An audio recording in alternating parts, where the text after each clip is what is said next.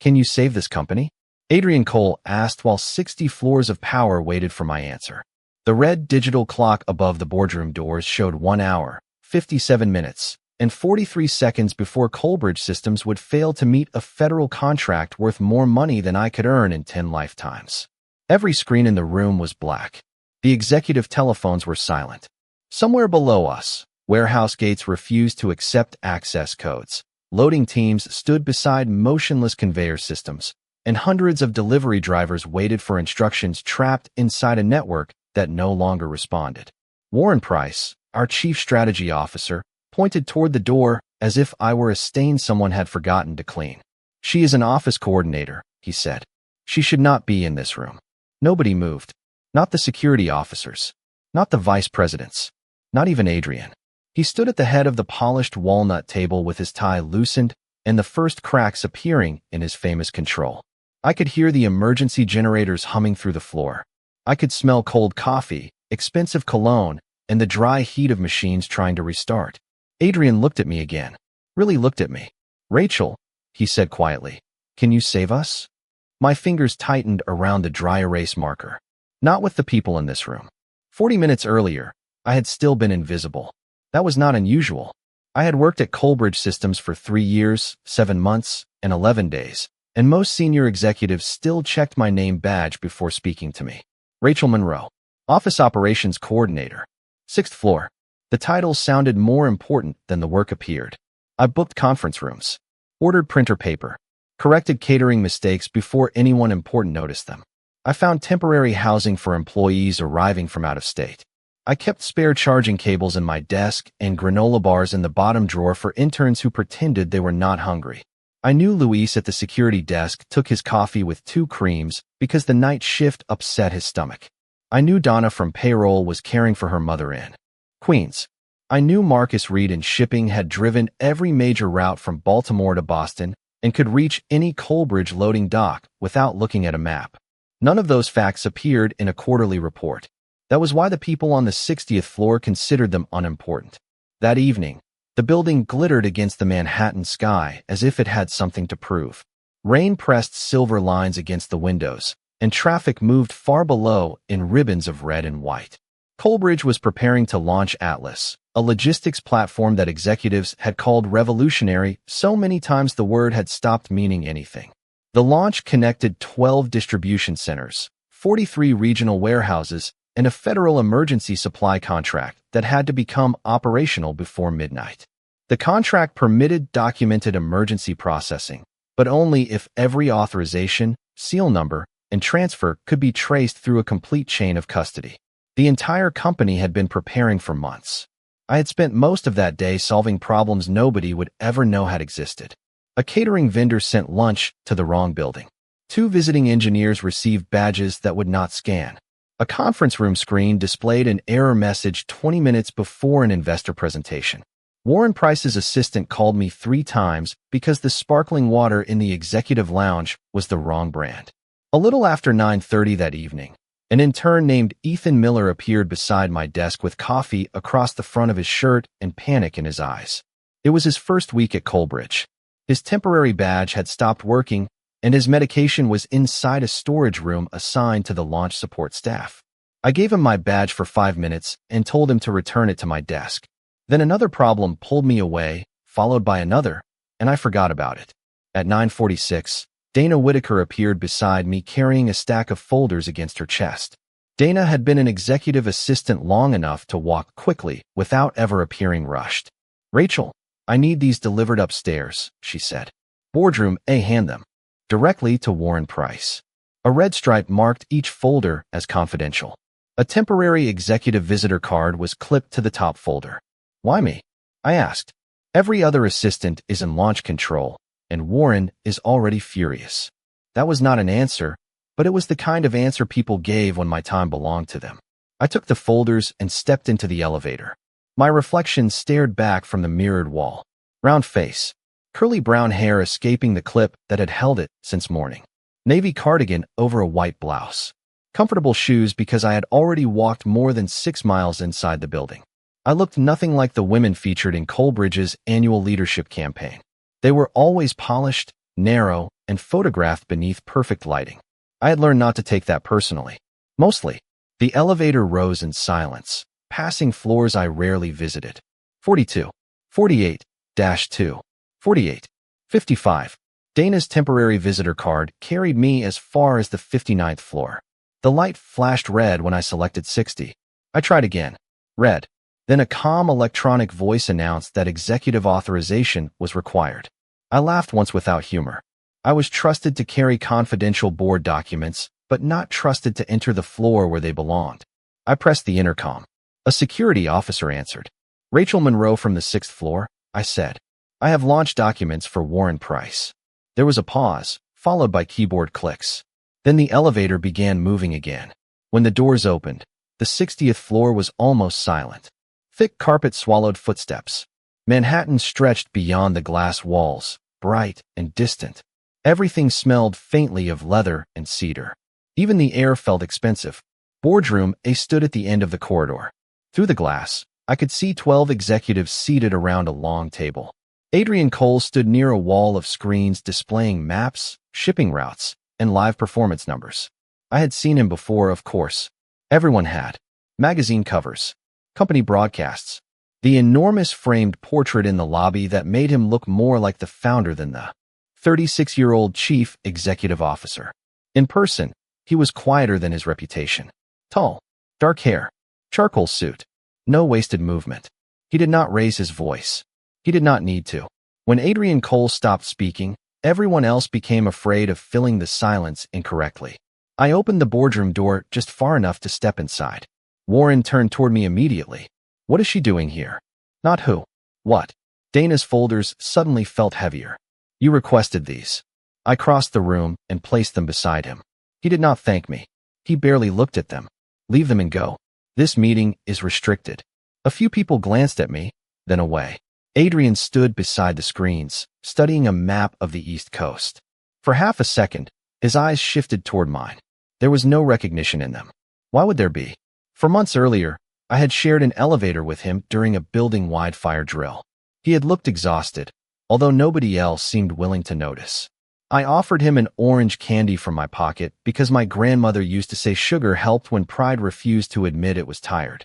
He stared at the candy, then at me, as if kindness without an agenda was a language he had forgotten. He took it. I assumed he threw it away. Now he looked back at the screen. I turned toward the door. Behind me, Warren began speaking about projected investor confidence. Someone mentioned market positioning. Someone else said operational readiness. I reached the elevator and pressed the call button. The polished metal doors opened. I stepped inside. Then every light on the 60th floor went out. The elevator stopped before the doors could close. The screens in the boardroom died one after another. In the darkness behind me, for the first time that night, the most powerful people in Colebridge Systems had no idea what to do. The first sound was not an alarm. It was Warren Price swearing under his breath.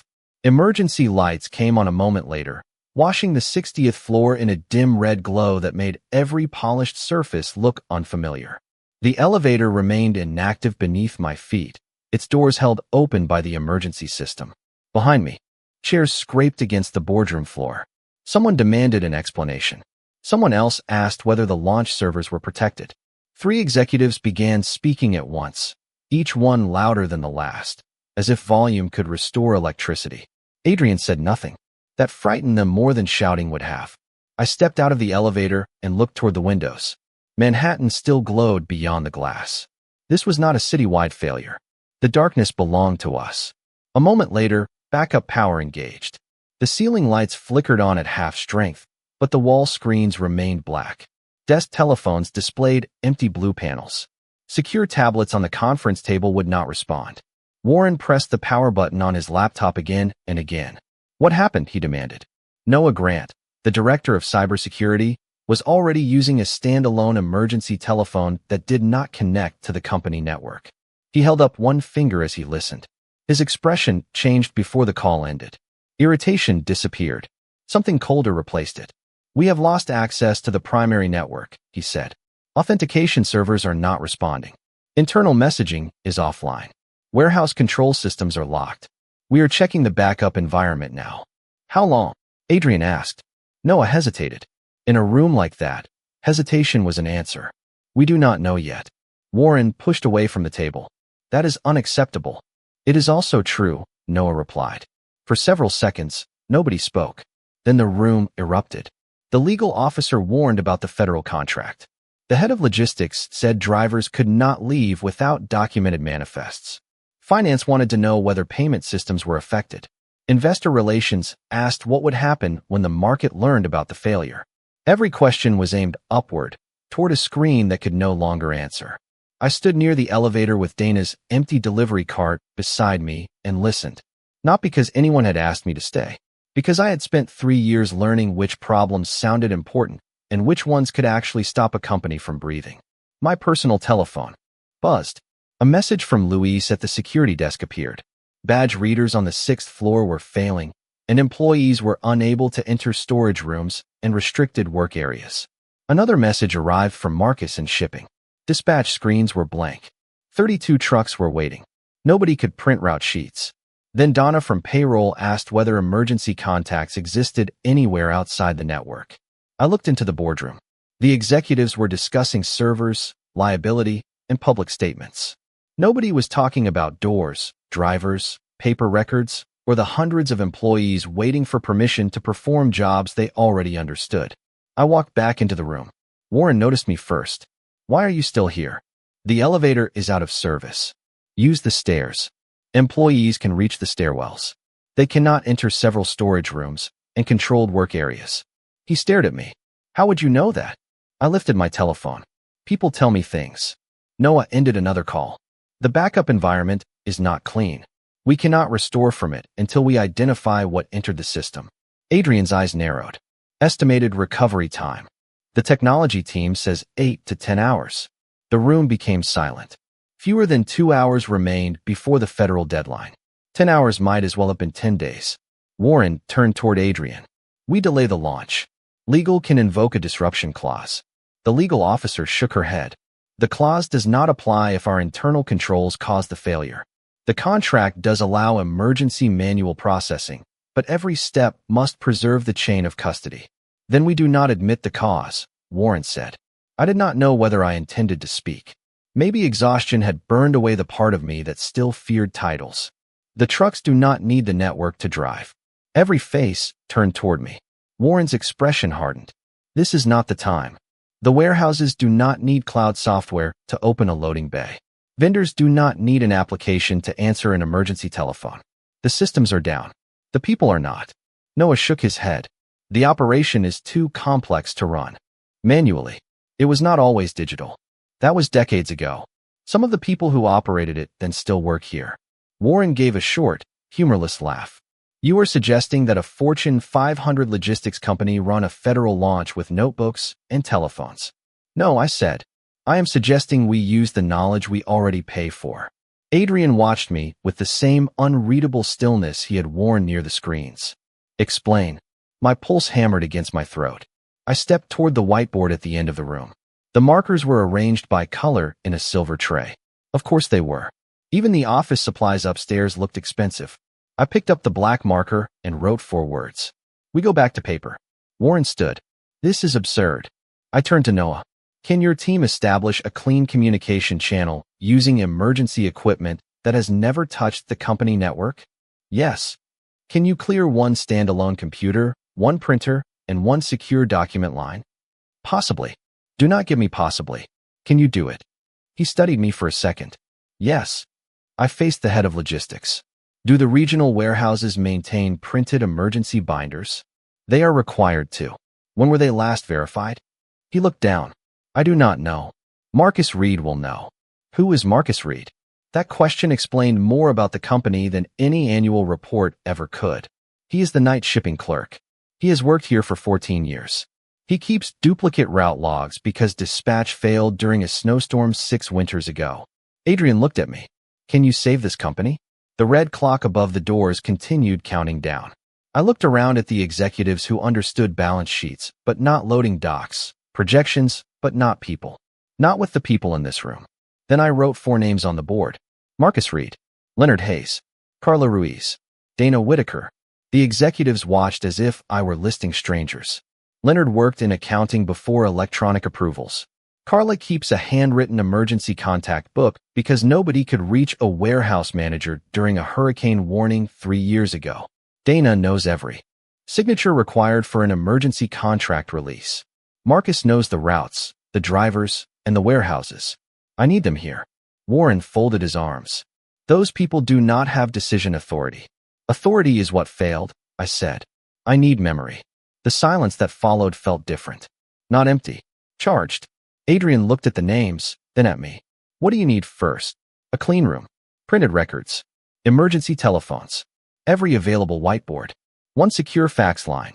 And permission to pull people from any department without waiting for executive approval. Granted. Warren stepped toward him. Adrian, you cannot hand operational control to an office coordinator. Adrian did not look away from me. I am not handing her the company. I am giving her the room. Then he turned to the others. Bring everyone she named upstairs.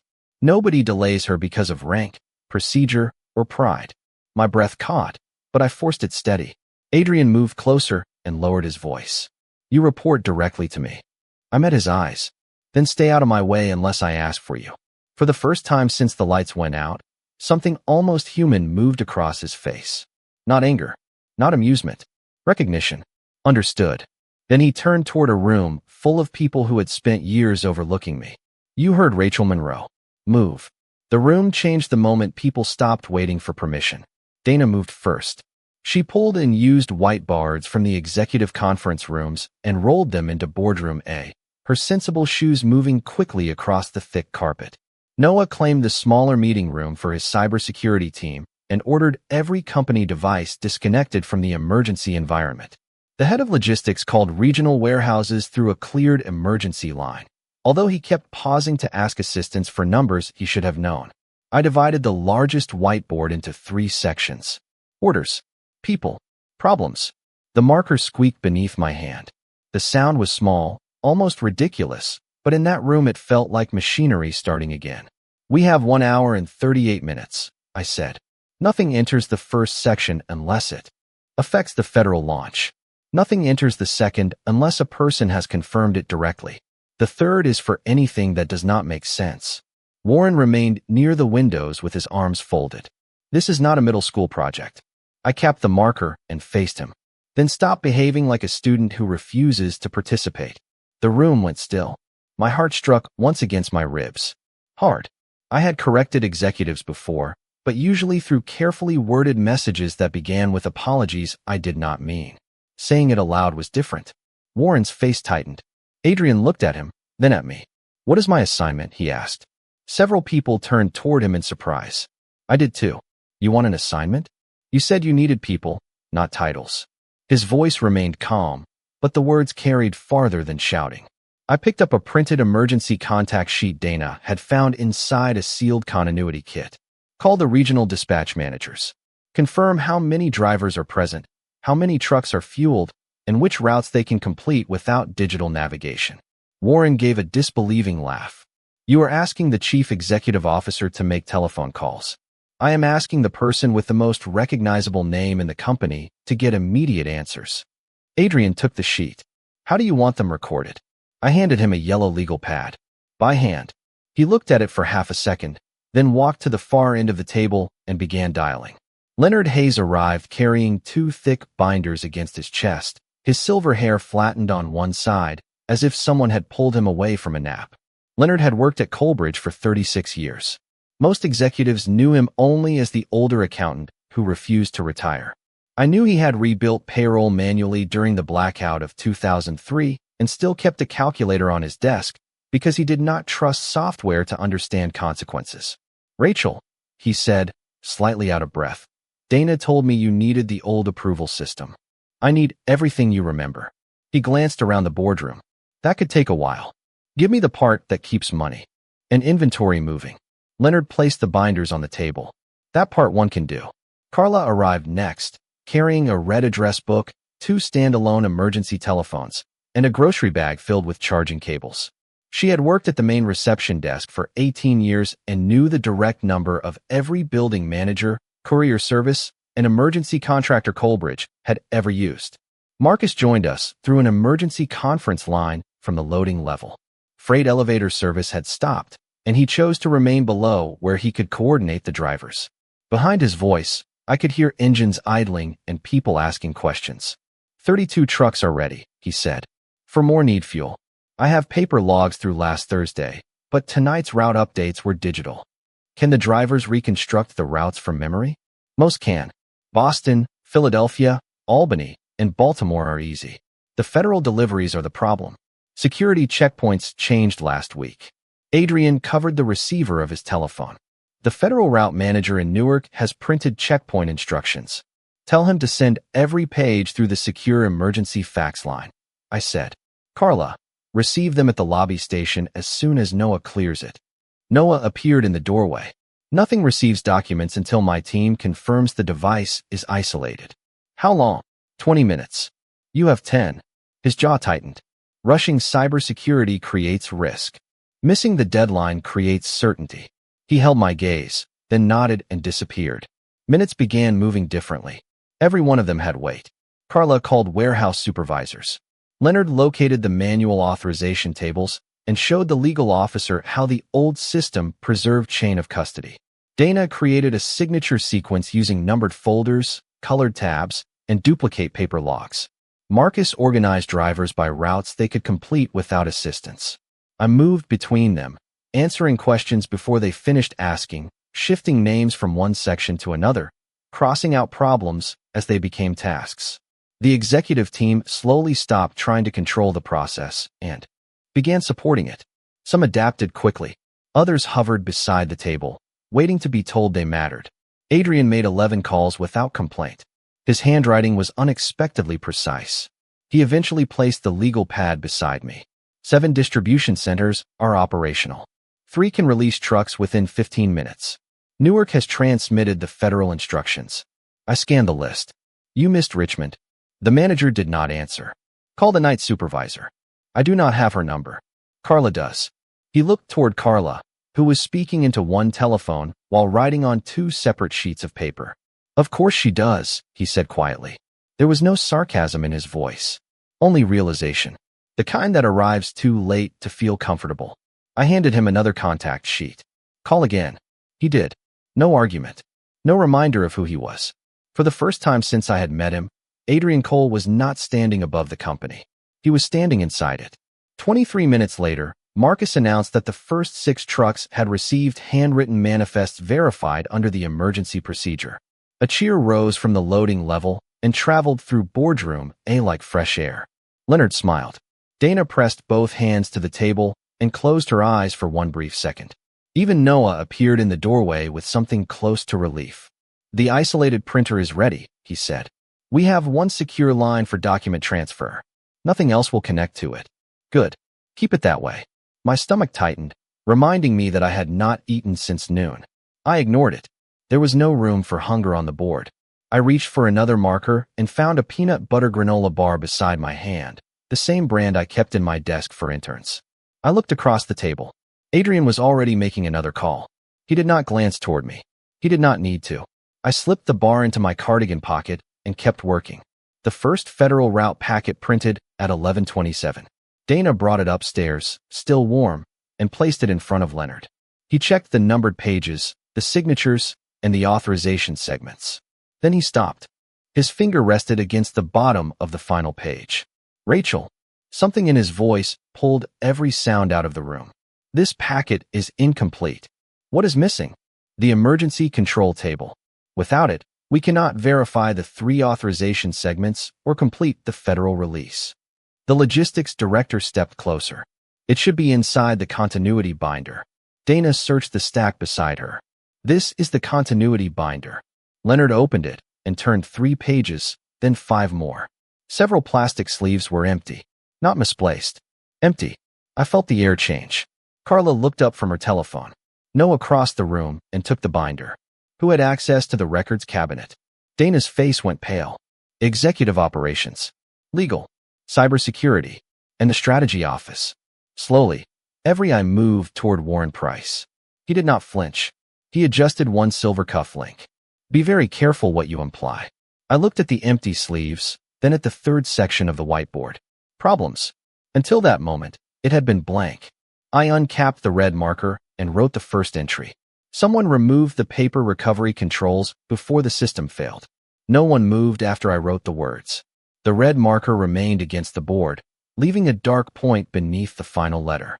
Somewhere behind us, the printer released another page with a mechanical hum. The sound should have felt reassuring. Instead, it made the empty sleeves in Noah's hands look deliberate. Warren stepped away from the windows. A missing document does not prove sabotage. No, I said. But missing controls, corrupted backups, disabled warehouse access, and an attack time to the federal deadline create a pattern. You coordinate office supplies. His voice was calm now. That was worse than anger. Do not pretend you understand cybersecurity or corporate strategy. I turned toward him. I understand preparation. Whoever did this prepared for us to fail in more than one way. Adrian took the binder from Noah and examined the empty sleeves himself. He did not look at Warren. When were these records last verified? Dana answered. 6 weeks ago. I signed the inventory sheet. Who accessed the cabinet after that? Adrian asked. Dana swallowed. Executive Operations has standing access. Legal requested it twice. Strategy requested it last Monday. Warren's expression did not change. My office reviews continuity planning before every major launch. Did you remove the control table? Noah asked. Of course not. Then someone used your access. Or someone wants it to appear that way. His eyes shifted toward me for half a second. The meaning was clear. He did not need to accuse me yet. He only needed to place the idea in the room. I checked the clock. 32 minutes remained. Suspicion could wait. The trucks could not. Leonard, can we reconstruct the emergency verification process without violating the contract? Leonard adjusted his glasses and opened one of his old binders. The legal officer moved beside him. The contract allows reconstruction if 3 independent authorization segments are verified from separate records and witnessed by legal, Leonard said. Finance, logistics, and executive control. The legal officer nodded. I can certify the chain of custody if each source is documented. Can you locate the finance segment? I asked. I know where it should be archived. Marcus can verify logistics through the original dispatch seals. I looked at Adrian. The executive segment belongs to you. Adrian reached for a sealed control envelope. Warren stepped between him and the table. Before you improvise federal authorizations, we need to discuss exposure. We are already exposed, Adrian said. Not if we pause operations and notify the board. Warren placed both hands on the table. There is another option. Meridian Capital offered emergency liquidity this afternoon. They can absorb the contract risk, stabilize the stock, and provide temporary operational support. The legal officer frowned. Meridian made an offer today? A preliminary one. Before the systems failed? I asked. Warren ignored me. Adrian, this company cannot survive a public breach, amidst federal obligation, and market panic at the same time. Meridian can protect shareholder value. Adrian's face remained controlled, but I saw the slight tightening. At the corner of his mouth. What do they want? A minority position. Temporary board authority. Certain voting protections. How temporary? Warren did not answer immediately. That was when I understood. The cyber attack was not only meant to stop a launch. It was meant to create fear. Fear in the board. Fear among investors. Fear strong enough to make surrender look responsible. I added a second line beneath the missing controls. Meridian prepared a rescue before the crisis became public. Warren looked at me directly. Erase that. Was the offer disclosed to the board before tonight? That information is confidential. So was the continuity binder.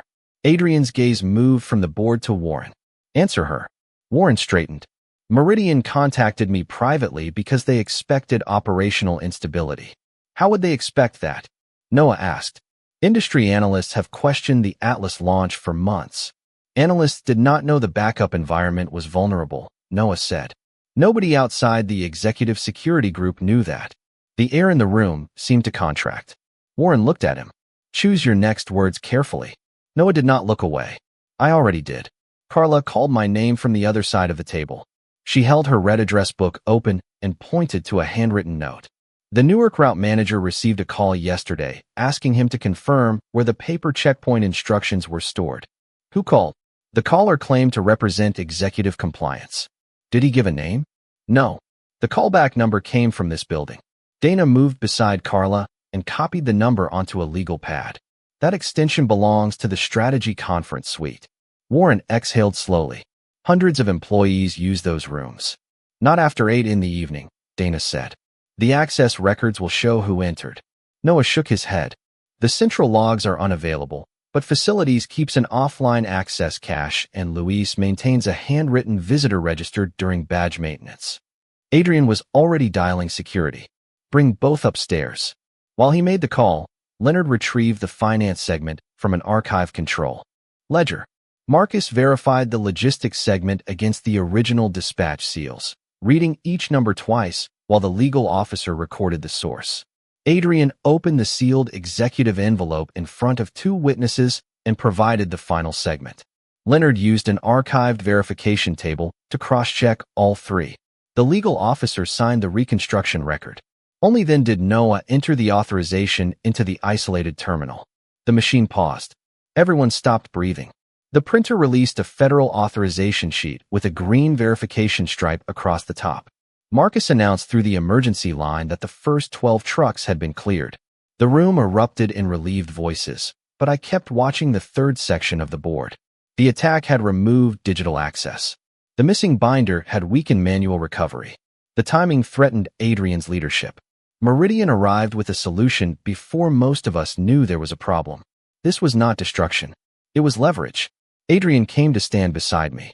His shoulder was only inches from mine, but his voice was low enough that nobody else could hear. Say it. I looked at Warren across the room. The person behind this does not want the company to disappear. They want it weak enough to buy. Adrian's eyes hardened. And Warren brought the buyer. He is not offering you a rescue. I whispered. He is offering you a surrender. A reflection moved in the dark window beside us. I turned. Warren stood close enough to have heard every word. He did not look surprised. That was what unsettled me most. He stood beneath the red emergency lights with one hand in his pocket, his expression composed, as if he had entered the room at exactly the moment he intended. A surrender, he repeated. That is an interesting accusation from someone who has spent the last hour accessing information far beyond her position. Adrian turned toward him. She made an observation. She has done more than observe. Warren removed a folded sheet of paper from inside his jacket and placed it on the table. Noah reached for it first. His eyes moved across the page, then stopped. Where did you get this? Facilities printed the local access cache before the security system went offline. Warren looked directly at me. Rachel Monroe's badge entered the restricted technology corridor at 9:42 this evening. Every sound in the boardroom seemed to disappear. I stared at the paper. That is impossible. The system disagrees. I was on the 6th floor at 9:42. Can anyone confirm that? I opened my mouth, then closed it. I had moved between supply storage, reception, and the launch support rooms. Dozens of people had seen me throughout the evening, but I could not name who had seen me at that exact minute. Warren turned to Adrian. Her badge was used near the server room shortly before the attack. She appeared on this floor carrying confidential documents. Then she placed herself at the center of the recovery and began accusing executives. I delivered folders Dana gave me. Folders that passed through your hands. Dana stepped forward. I sealed them myself. And you left them with her. Warren's tone remained almost gentle. He was not trying to prove I was guilty. He was arranging the room so that doubt felt responsible. Noah studied the access record. This could have been altered. Your systems generated it.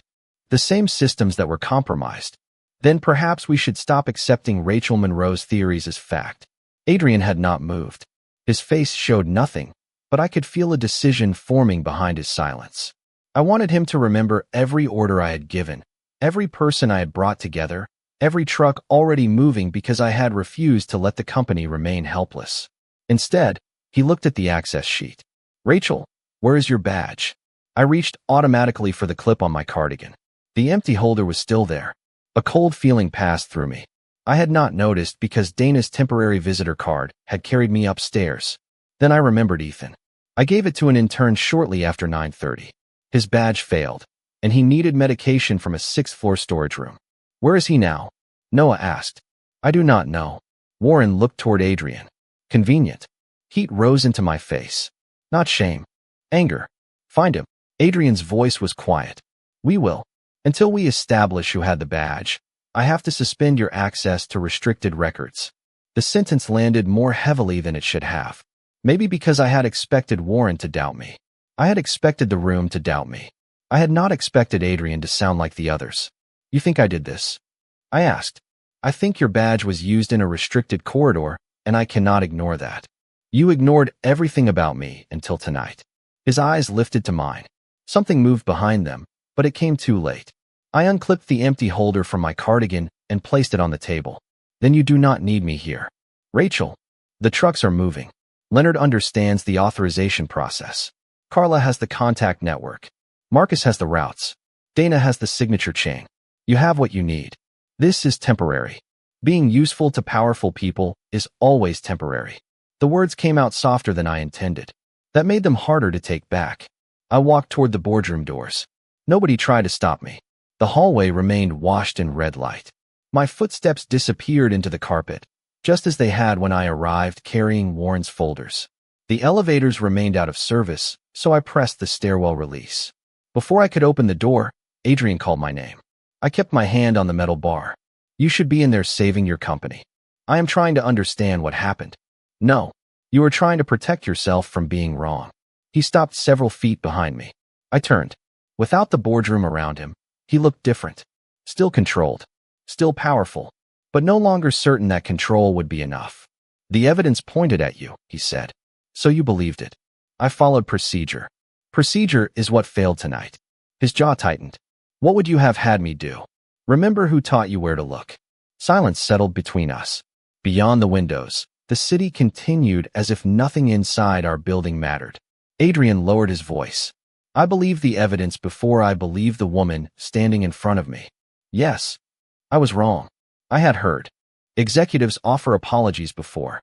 They usually arrived wrapped in explanations and softened until nobody remained responsible. His apology did not. It stood between us without protection. That does not repair it, I said. I know. Then earn the difference. A stairwell door opened below. Carlo appeared, breathing hard, with Ethan Miller beside her. The intern looked frightened and confused. He held my badge. Rachel, I am sorry, he said. A man from executive compliance saw me using it. He said the badge needed to be reset before I returned it. He took it for about 10 minutes, gave it back, and told me to wait downstairs. Then everything went dark. Noah emerged from the boardroom. Can you identify him? Ethan nodded. He was working from one of the strategy offices. Dana came behind Noah, holding Luis's handwritten visitor register and a printout from the offline access cache. Only one temporary contractor entered that corridor during the relevant period. Warren authorized his access. Adrian's expression became perfectly still. This time, the silence did not feel uncertain. It felt final. He looked at me. Come back into the room.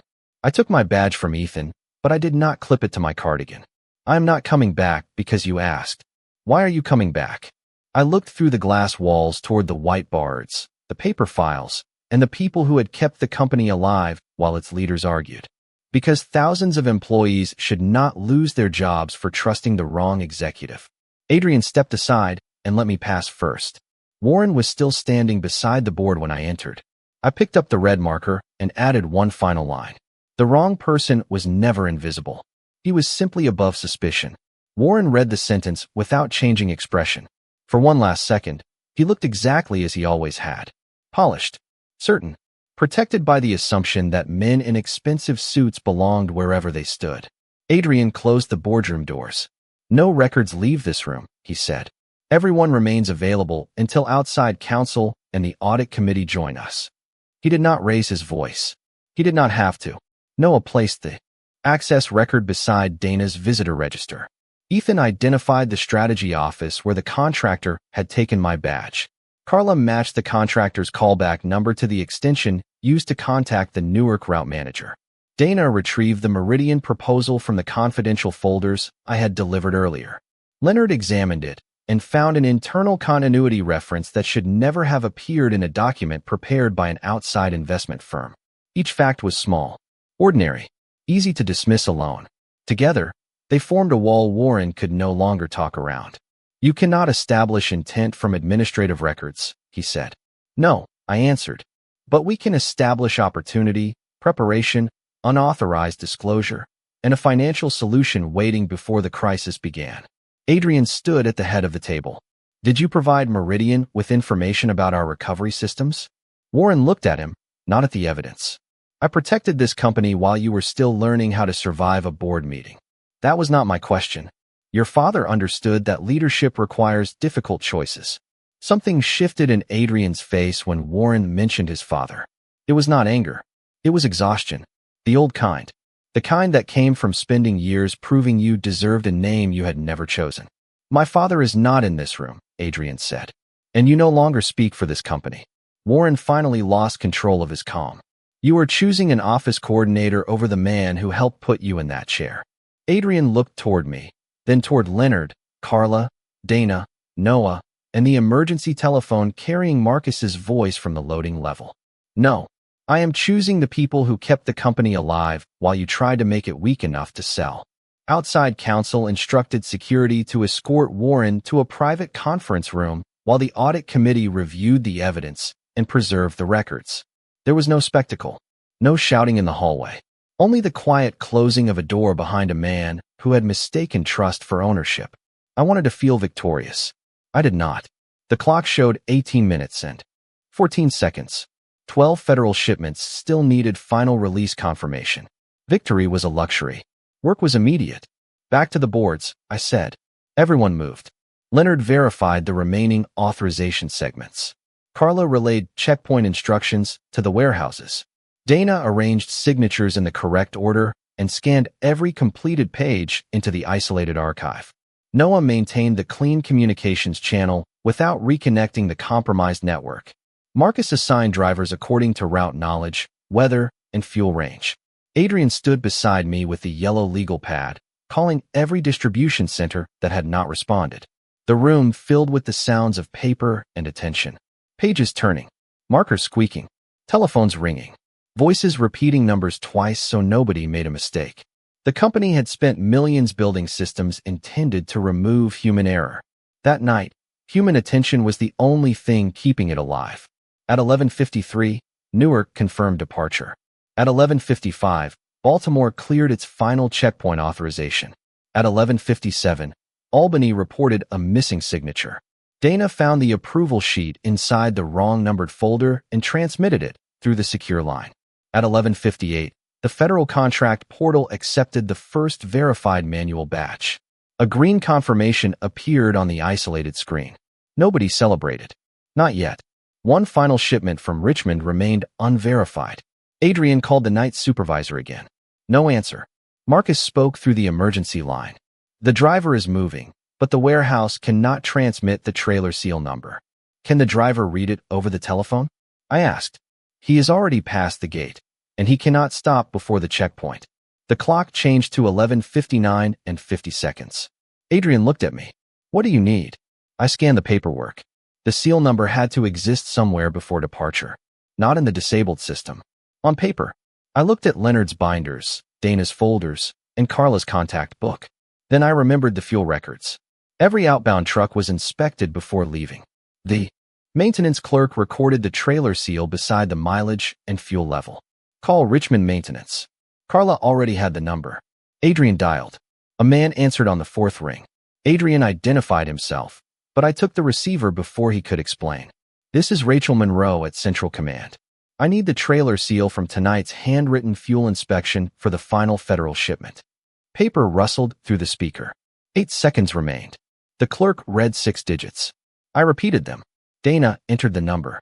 Noah verified the chain of custody and pressed submit. The screen paused. The timer stopped with 1 second remaining. Then the confirmation bar turned green. Contract requirement met. For one breath, nobody reacted. Then the room broke open with relief. Carla covered her face with both hands. Leonard laughed so hard he had to remove his glasses. Marcus shouted from the loading dock, and the drivers answered behind him. Dana wrapped her arms around me before remembering where we were. Even Noah smiled. Adrian did not celebrate immediately. He looked around the room, taking in every person he had passed in hallways without truly seeing. Then he loosened his tie, placed both hands on the table, and said, "Remember this moment. The systems failed. The hierarchy failed. The people did not. By sunrise, partial digital operations had been restored. The audit committee suspended Warren. Outside counsel opened an independent investigation into his relationship with Meridian Capital, and the company preserved every paper and electronic record from the night. Adrian ordered a full review of emergency planning, access controls, vendor permissions, and executive oversight. He also requested the name of every employee involved in the manual recovery. For recognition? I asked. For correction, he said. Recognition is what we should have given them before they saved us. At 7:30 that morning, he offered me a new position leading operational resilience. The salary was more than I had ever imagined earning. The office had windows. I did not accept. Not then. Do not promote me because I saved you, I said. Change the company because people should not need a disaster to become visible. Adrian nodded slowly. Then help me change it. Exhaustion reached me all at once. I sat in a conference chair for what I thought would be 1 minute. When I opened my eyes, morning sunlight had replaced the emergency lights. The room was empty. Adrian's suit jacket rested over my shoulders. I lifted it carefully and felt something small inside the pocket. An orange candy. The wrapper was creased with age. The same candy I had given him in the elevator 4 months earlier. He had kept it. Beneath it was a folded note in his precise handwriting. The board meets at 9. I would like you beside me, not behind me. For years, people had noticed my body before my work, my job title before my judgment, and my kindness before the strength it required. Adrian Cole had done the same. What made him different was not that he finally saw me. It was that he admitted his blindness, stepped aside, and learned how to look. A company was never held together only by the people at the top. It survived because of the people they had trained themselves not to see.